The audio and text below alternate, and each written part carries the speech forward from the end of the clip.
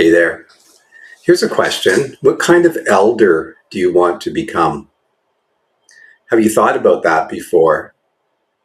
This is something I think it warrants a bit of time, reflection, and consideration because when we're younger, we do spend a lot of time trying to figure out what's life going to look like? What kind of work am I going to do? And there are all sorts of variables that impact those discussions, those decisions. Can be your family, the professions, a line of professions that your family's in. There's an expectation that you continue that lineage. It could be a family business. There's these externalities that are imposed upon us. And some of us, when we don't have those externalities, we can flounder because we're not really sure. Some are gifted with knowing very early on what they want to pursue in terms of careers and academics, if that's the case, and study and become that version of themselves. So we do invest a lot in the earlier days around, what am I doing? We may start something and realize that's not a fit and then move on and change. We also put a lot of thought into our relationship status and how we want to navigate that. Sometimes marriages and things don't work out and we get to explore new and different considerations. Some of us identify our sexuality later in life and figure all of that stuff out. But when do we take time to consider what kind of elder we want to become? I was having a conversation today with someone and we both agreed that we're not really given much in by way of what the next stage of life looks like. There's this thing called retirement, which many of us are questioning that whole notion, right? Like, what does that even look like? Especially when we're living so much longer now, the majority of us. And so this notion of retiring from whatever at 60, 65, whatever the number may be, into what? So again, what are we becoming? And if we don't really have a blueprint for this, we kind of follow these models of slowing down, perhaps doing less. A lot of people say they get busier in their retirement because they're that type of people where they overcommit to things, and that's obviously choices, but we can be more intentional and grow into these wisdom years from a place of design and intention. So it's not about how old you are. That's not the question.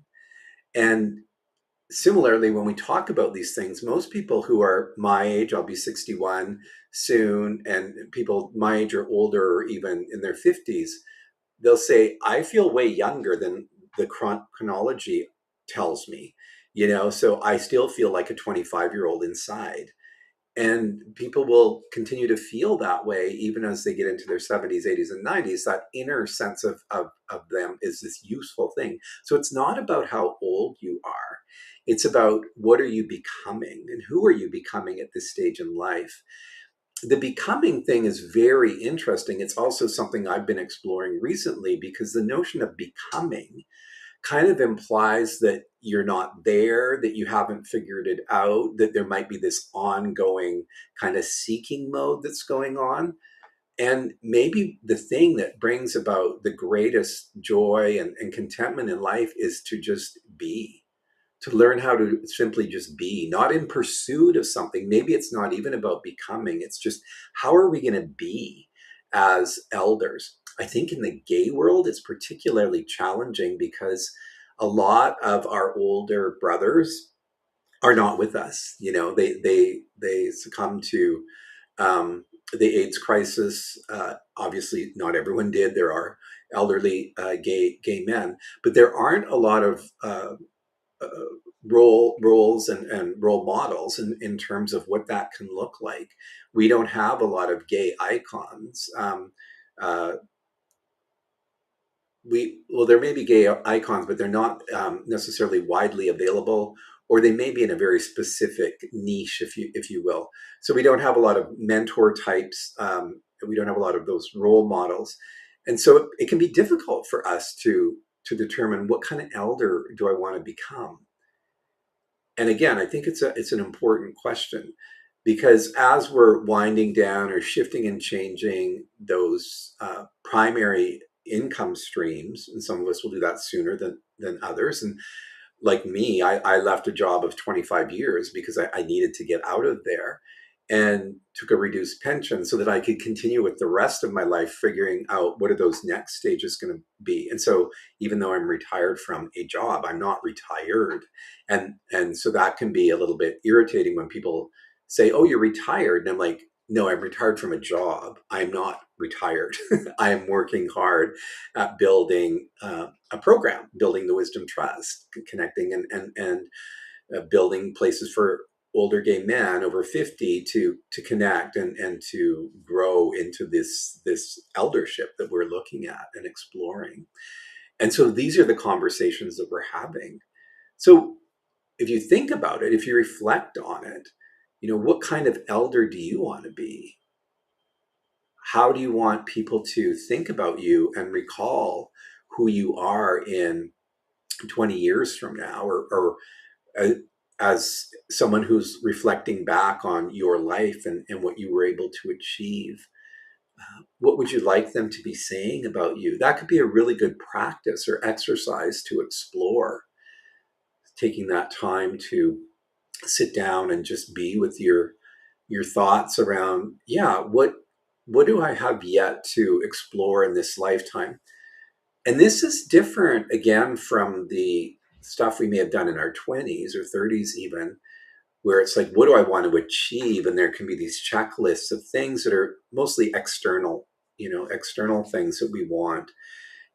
I'd like this job, I'd like to have this status, I'd like to have this level of income. And some of that may be still appropriate and on point, but it may not be. It may be other things. It may be deeper things around this eldership, this connecting to your wisdom and embodying that wisdom and using that wisdom to maybe be of service to others, to help younger folks who may need your insight, your experiences, like we talked about yesterday. So sitting down and taking that time to reflect on eldership, I think, is a really, really viable opportunity and exercise to do. And then beginning to operationalize it. So how are you going to take those bullet points that you come up with and begin to make those shifts and changes? I think one thing that could be really helpful with that is plugging into intentional community around this topic. And that's entirely what the Wisdom Trust is about. Having deeper, richer conversations and connections, developing a supportive network of peers and ultimately friends to guide ourselves through these discussions so that we're thinking about things in a much more comprehensive way, right? We're hearing other people's stories and journeys and their plans, and we can become inspired by those. The Wisdom Trust podcasts are for that very purpose, that you get to hear what other people are doing post 50 and shifting up their lives a little bit to find that deeper passion, that more soul aligned living that will take them into their elder years with intention. And from that place of grace and ease and presence, those are all things that make life so much more rewarding. We live from that place of gratitude. And I know it's easy to think of this in terms of, well, I am grateful. I've got a nice house, I've got a pool in my backyard, I get to do these things, I meet my friends for weekends and that sort of thing. That's great. But there may be more in there. There may be more that your soul is yearning for that you're not tapping into. That's what we're talking about here. And my wish for you then is that you do take some time to think about 20 years hence, someone's reflecting back on your life, whether you're still here or not, and saying, yeah, this is what I saw in Lauren or you, and how he was showing up. And that can be very inspirational for others, right? That can be very motivational. We need people who are raising the bar out there in terms of how we are being as humans. A lot of what we look at is all about monetary stuff and status and all of that. What if it's different? What if eldership is more about building strong communities, loving each other unconditionally, not being divided by party politics, religion, but looking at each other from open hearts and open minds and being able to explore and unconditionally support and love each other. What would that look like? So, how we choose to move in our lives, everything matters, right? And maybe at this stage in eldership, it's less ego driven, less about me, and my stuff and my home and my this and my that. And maybe it's more about a sense of community. We use that word gay community. And I'm like, what is that? And especially in eldership, what is that? Like, if elders are frowned upon and ignored and made invisible, that's no community. So we folks in the 50 plus years, we're exploring this. We're having these conversations. We're learning what eldership can look like and should look like, because we get to set the course for this. And that's actually quite exciting. So again, leave you with that assignment.